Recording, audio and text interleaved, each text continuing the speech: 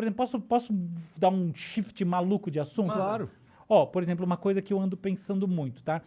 Como a gente deve, hoje em dia, efetivamente entender o que é inteligência artificial. Eu acho que isso é uma coisa que a gente não pode delegar, porque esse entendimento, no final das contas, é o entendimento do mundo que a gente vai estar. Porque essa fusão entre o físico e o digital já aconteceu. Agora, a fusão entre a ação feita pelo cérebro humano, pelo processamento informacional no plano biológico, e o processamento fora, está acontecendo, está na iminência de se tornar absolutamente intrincada. Eu acredito que já está acontecendo. Já está acontecendo. E eu aponto para a galera aqui ficar claro como está acontecendo algo simples, que são os algoritmos das mídias sociais. Exato. Putz, cara, você foi exatamente no ponto que... Então, quando eu falo assim, poxa, eu acho que a gente tem que entender, por exemplo, é isso. Olha só, hoje em dia, o algoritmo de mídias sociais mais poderoso que existe é o do TikTok, tá? E como é que você faz essa... Como é que se sabe isso? É o seguinte, você cria um bot, tá? Você cria 100 bots. Cada um você dá um propósito. E você não explica qual é o propósito. Tá? Você não escreve uma hashtag lá, você não põe nada. Você põe um propósito.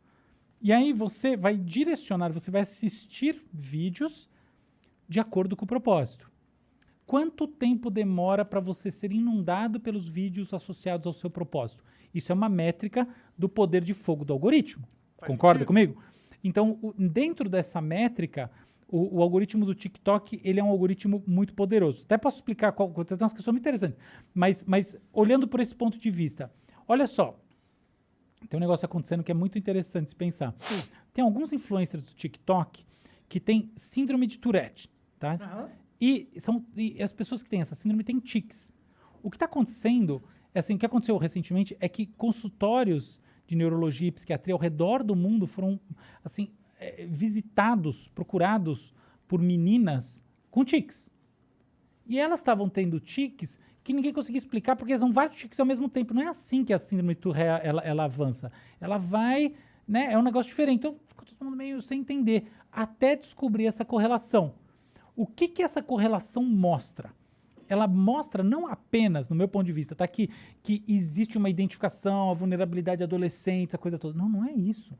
Ela mostra que o poder de funcionamento desses algoritmos é imenso. E ele vale tanto para aquilo, para a pessoa que está buscando um conteúdo, quanto para aquela pessoa que ela não está buscando, ela não é que ela quer.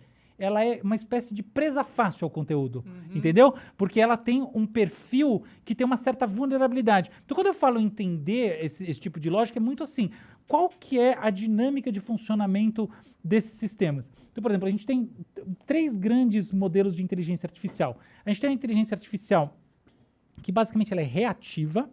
Então, por exemplo, assim, quando você vai pegar o algoritmo de recomendação de filme da Netflix, tá? Então ele vai te dar um filme, mas aquilo que você está fazendo naquele momento não vai impactar a sequência de filmes que você vai ver depois. Ele tem uma atualização. Você tem um outro tipo que é de memória de curto prazo. Tá? O tipo de memória de curto prazo é, por exemplo, quando você pensa o carro autodirigível. Tá? O carro autodirigível, ele avança tecnologicamente em níveis, tá?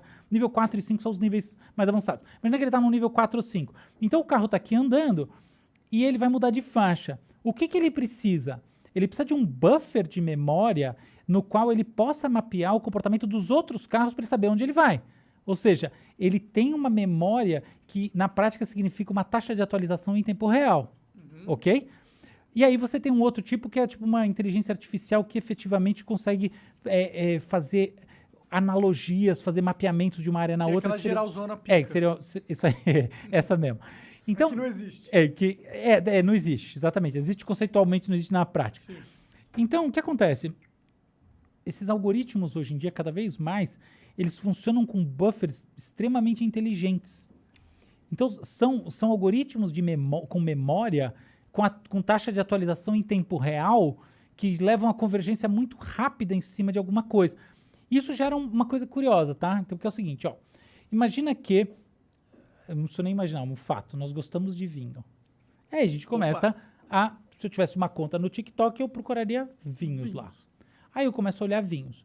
Daqui a pouco ele entende que é vinho, o algoritmo, né? Ele, né? Não tem personificação possível no caso desse. Pode ser elas, viu? Pode ser ela, né? Ela, tipo no filme Her. Genial aquele Inclusive, filme. eu prefiro, né? Se for fazer uma inteligência artificial, faça feminina. Você sabia que as vozes são sempre femininas, né? Todo mundo prefere. Claro. Lógico. Eu entendo. Inclusive as mulheres, tá? Tem uma questão toda de percepção implícita de agressividade. Não é à toa, porque sempre a voz é feminina. Entendi. É interessante isso, né? O Waze, todo mundo tem a voz feminina como default. Mas vamos lá, beleza. Aí eu tenho o algoritmo.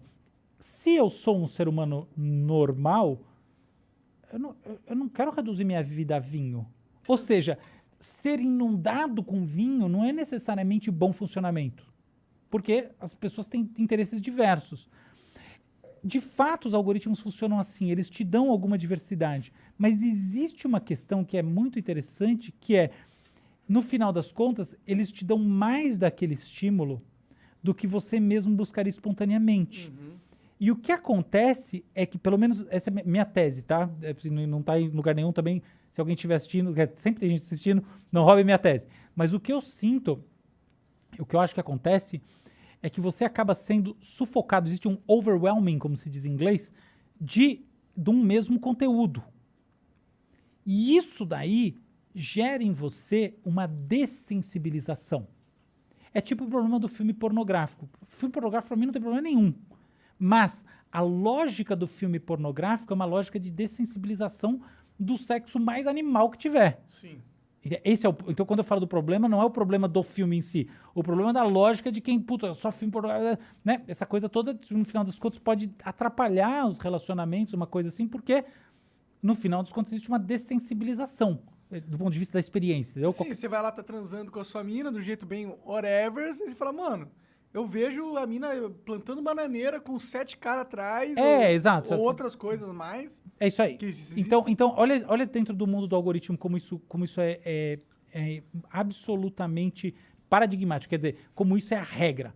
Você começa a ter dessensibilização. Qual que é a solução? Manda o conteúdo mais intenso. Porque, veja bem, a lógica das bolhas e da radicalização na internet não é uma lógica maquiavélica qualquer. Não, é o seguinte, depois de um tempo vendo o mesmo conteúdo, você começa a ter dessensibilização. O que você faz? Manda aquela paulada mais radical, porque aquilo chama atenção. E no final das contas, qual que é a sua métrica? Tempo assistindo. Então como é que você vai aferir a sua métrica? Pelo tempo que a pessoa está vendo um vídeo. O que ela vai ver mais? Aquilo que chama atenção, não necessariamente aquilo que ela gosta. Então ela começa a ser tomada, do ponto de vista da sua atenção, pelo caráter extremo do estímulo.